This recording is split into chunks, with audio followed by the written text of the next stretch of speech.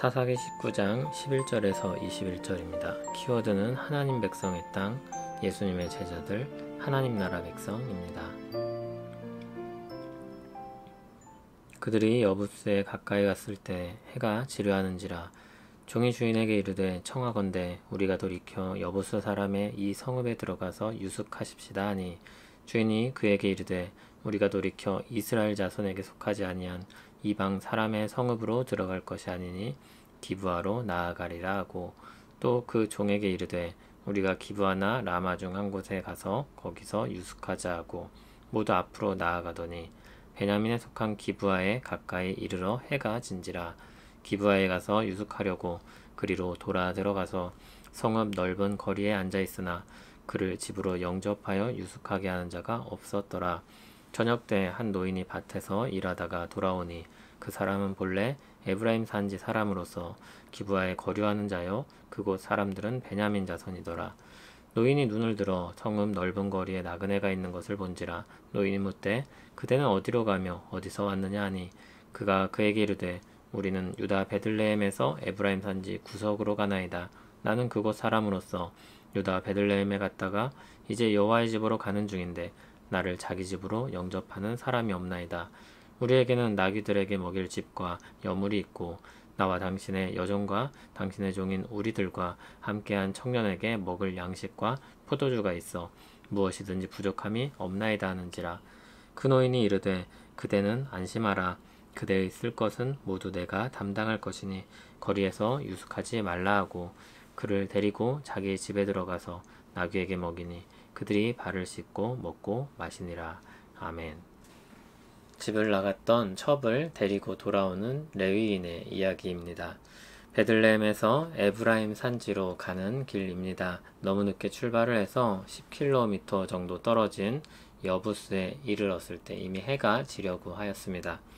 밤에 계속 이동하는 것은 위험했기 때문에 레위인의 종이 여부스에 가서 유숙하자고 권했습니다. 그러나 레위인은 여부스에 머문다는 것이 영 탐탁치 않았습니다. 10절, 11절을 보면 그곳은 나중에 예루살렘으로 불리게 될 것이지만 아직 정복하지 못한 땅이었습니다. 이방 사람의 땅이었던 것이죠. 그러나 앞서 본 레위인의 모습을 생각하면 이방 사람의 땅이라고 꺼려하는 것이 이상해 보입니다. 왜냐하면 그는 첩도 가지고 있을 정도로 부패한 상태였기 때문입니다. 그런데도 외적으로는 신앙인으로서의 판단을 하는 것처럼 보입니다. 종의 판단이 사실 더 지혜로웠을 것입니다. 종의 눈에 보기에 이 레위인의 행동은 매우 모순적으로 보였을지 모르겠습니다. 어쨌든 레위인은 이방 사람의 땅을 거절하고 위험하지만 좀 더 가서 기브아에 머물기로 합니다. 그곳은 베냐민 지파의 땅이었기 때문입니다. 6km를 좀 더 이동해서 기브아에 머물려고 합니다. 기브아에 이르러 성읍 넓은 거리에 앉았습니다. 환대를 기다리는 나그네의 행동입니다. 보통 그러면 누가 와서 우리 집에 머물라고 영접해야 합니다. 그런데 아무도 그를 받아주지 않습니다. 투명인간 취급하고 있습니다. 17절을 보면 그는 영락없는 나그네의 모습이었습니다. 그런데 사람들이 그가 나그네인 것을 알아보면서도 그를 영접하는 사람이 없었던 것입니다. 하나님 나라 백성의 인심이라고 하기에는 너무나도 이상했습니다. 쎄한 느낌이 듭니다. 그러던 중 한 노인이 그를 받아줍니다. 그는 본래 에브라임 사람인데 기브아에 이사와서 살고 있었습니다. 그 역시 그 땅에서는 외부인이었죠. 이 노인이 레위인이 여행 중인 나그네임을 알고 어디서 와서 어디로 가냐고 물었습니다. 레위인은 베들레헴에서 와서 에브라임으로 가는 중이라고 했습니다. 18절을 보면 에브라임 사람이라는 것을 강조합니다. 그리고 여호와의 집으로 가는 중이라고까지 말합니다.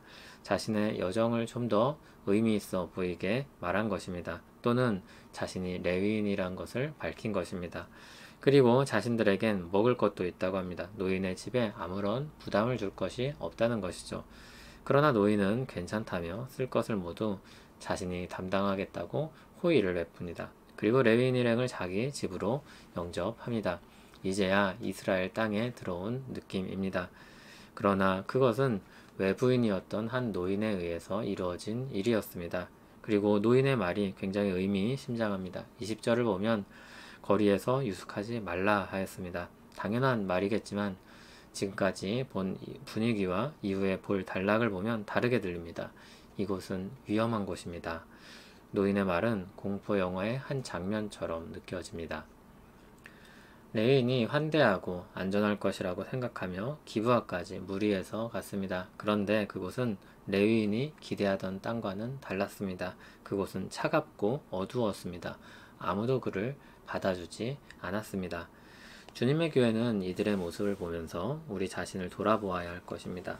주님은 제자들에게 사랑하라고 명하시면서 그렇게 함으로써 예수님의 제자인 줄을 세상이 알 것이라고 했습니다. 예수님은 사랑이 많은 분이었습니다. 사랑의 대명사였습니다. 그래서 누가 사랑이 많다 하면 예수님과 같다는 말과 같은 의미였습니다. 주님의 교회가 그렇게 사랑을 품고 살 때 사람들은 말할 것입니다. 저기야말로 진짜 교회다. 저들이야말로 예수님의 제자다. 이 명예로운 인상이 우리의 것이 되기를 간절히 소원합니다. 인류의 역사를 가리켜 전쟁의 역사다 라고 말하는 사람들이 있습니다. 죽고 죽이는 경쟁의 역사입니다. 한정된 자원을 더 차지하기 위해서 싸웁니다. 하나님의 동산에 머물러 있었다면 없었을 싸움을 싸웁니다. 그 악순환의 고리를 끊으시는 분은 오직 예수 그리스도 뿐입니다. 천군 천사를 동원할 수 있으시면서도 자기 백성에게 침뱉음을 당하고 조롱을 당하시며 십자가에 달려 죽으셨습니다. 죄인 중 한 사람처럼 오셨지만 죄인들의 싸움에 휘말려서 죽으시지만 죄인이 아닌 분으로 살고 죽으셨습니다. 그분의 삶과 죽음 자체가 하나님 나라를 드러냅니다. 더 얻기 위한 싸움이 없으며 도리어 자기의 것을 내주어 다른 사람을 채우는 하나님 나라의 풍족함을 보여줍니다.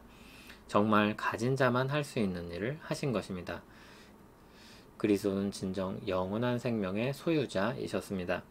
죽은 자 같으나 살아계신 분, 가난한 자 같으나 많은 사람을 부유하게 하는 분, 아무것도 없는 자 같으나 모든 것을 가진 분이었습니다. 성경은 주님의 백성들도 그와 같다고 말합니다. 우리의 길도 그 명예로운 쪽으로 나 있다고 이야기합니다. 예수님의 사랑의 능력이 우리에게 있기를 소원합니다. 예수님의 사랑으로 죄의 길을 떠나게 하시니 감사합니다. 이 세상에 하나님 나라를 나타낼 명예로운 자리를 허락하여 주시니 감사합니다. 힘써 주를 따라 살기 원합니다. 성령 하나님, 우리의 필요를 채워 주시옵소서. 예수님 이름으로 기도합니다. 아멘.